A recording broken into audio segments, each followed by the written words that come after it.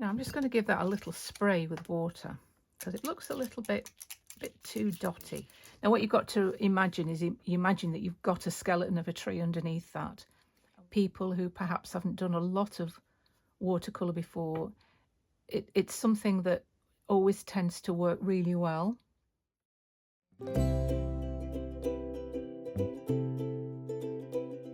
Last time I talked about winter trees. Now today I want to talk about doing a summer tree.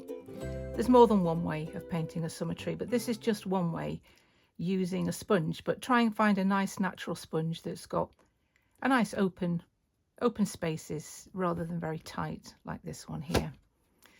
And I'm just going to use just a selection of a few colours. That was with cadmium yellow, burnt sienna, ultramarine blue, and I've just made a selection of colours. So I've got a very dark colour, which is your burnt sienna and ultramarine together, and then the ultramarine and the yellow have created two greens, and I've got the yellow on its own and a burnt sienna on its own.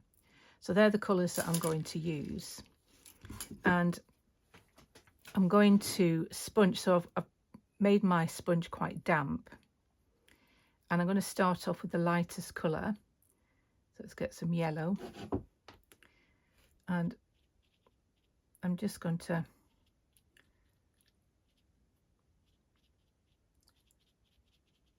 do a few. If I sort of stop talking, it's because I'm concentrating. Just a few different colours over the top of each other. So then I'll find a different area of my sponge perhaps and go into the light green, the lighter green.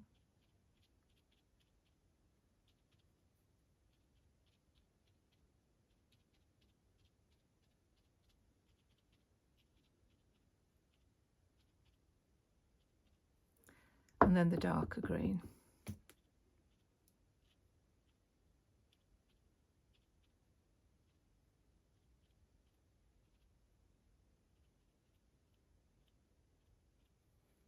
Okay. Now I'm just going to give that a little spray with water because it looks a little bit too dotty. So I'm just spraying it a wee bit. And you can also just, with a brush, if it looks a bit too dotty, I'm just trying to sort of distribute the colours and the shapes a little bit better.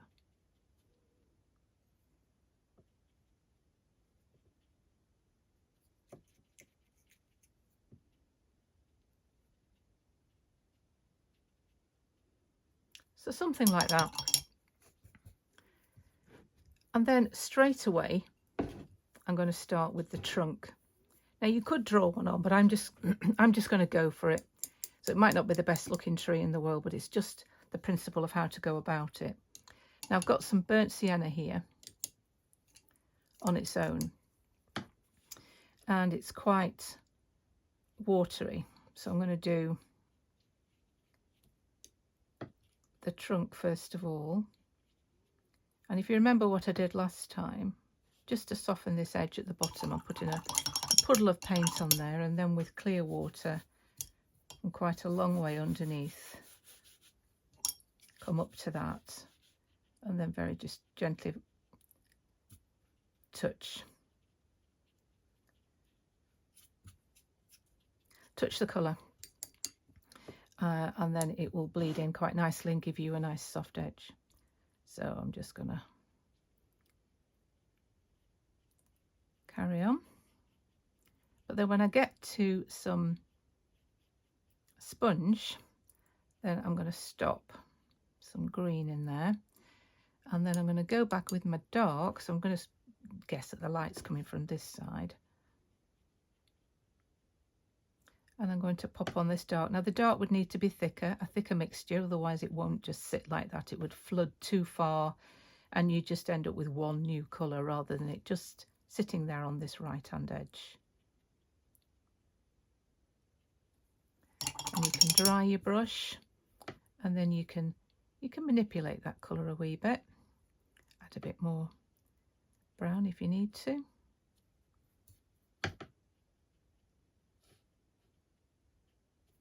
And then just like last time, I'm going to do a few little junctions where I might put a branch. Make it a little bit darker down here.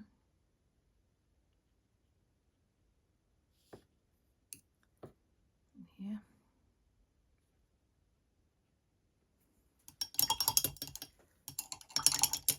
Now I'm going to go down to a small brush now, and I might use a bit of the brown, but it'll be mainly with the black for the branches.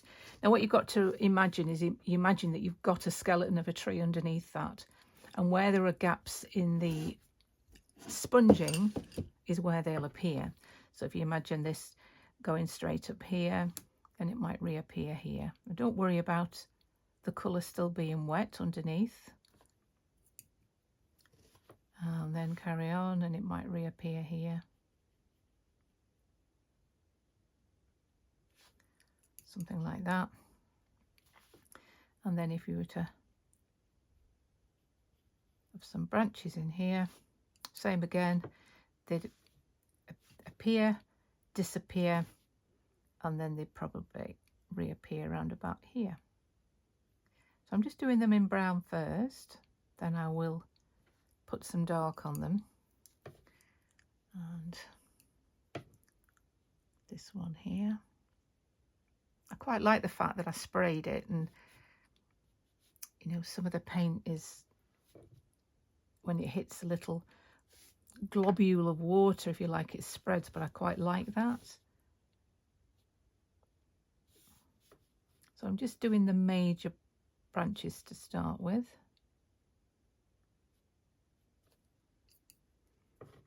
And then there might be something here.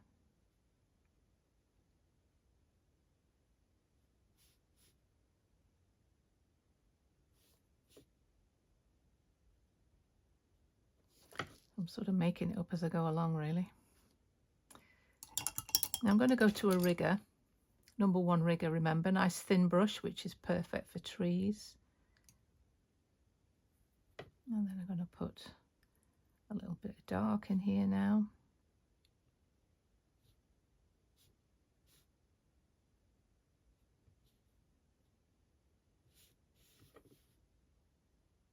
Think about where the light would be.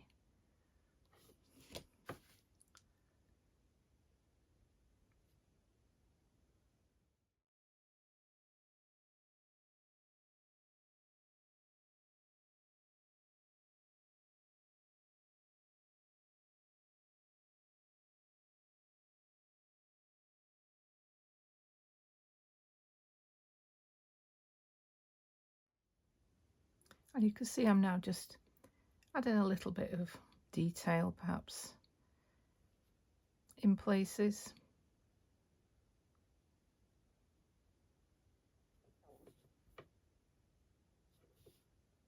So this really is just a very simple example of one way to paint a tree. You can certainly do it the other way around, where you paint the skeleton of the tree first, and then you can sponge over the top when the skeleton is still wet. That works as well. Maybe I'll do a video on that on another occasion. But this is a way, particularly when I'm teaching people who perhaps haven't done a lot of watercolour before, it's something that always tends to work really well.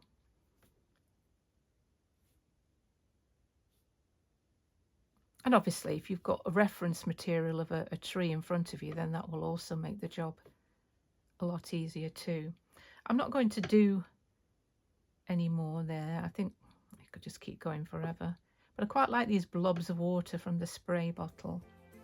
I certainly think that adds to it. So maybe not the most exciting tree in the world, but it really is just a process of how you can go about doing a fairly simple summer tree.